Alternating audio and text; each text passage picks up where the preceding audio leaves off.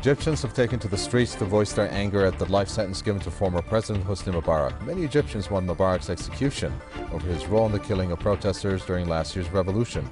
They're also angry that some former regime figures were found innocent.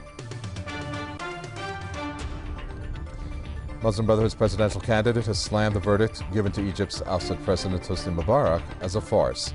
Mohamed Morsi has called for a retrial, but his rival Ahmed Shafiq says the verdict must be accepted. Fighting broke out in Egypt after Mubarak received a life sentence instead of a much-awaited death penalty. At least 10 people have been killed in northern Lebanon during Syria-related clashes.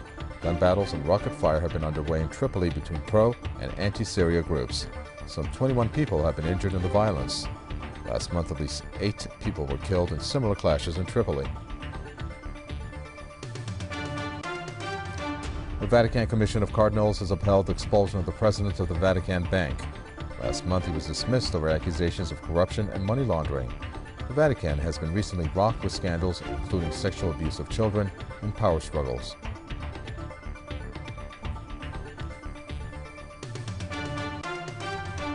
The UN Arab League envoy to Syria has called for an end to bloodshed before it turns into an all-out war. Kofi Annan says monitors can help implement a 6-point peace plan only when there's peace and stability. He also voiced concern that the fighting could spill over to neighboring countries.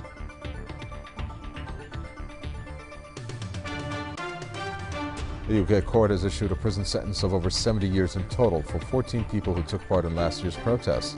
They were accused of attacking a local police station and creating disorder. The violence was triggered by the police fatal shooting of a local black man in London.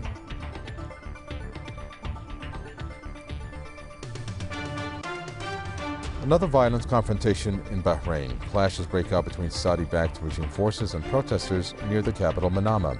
People were out on the streets calling for the downfall of King Hamad. Scores have been killed and thousands detained since the revolution began last year.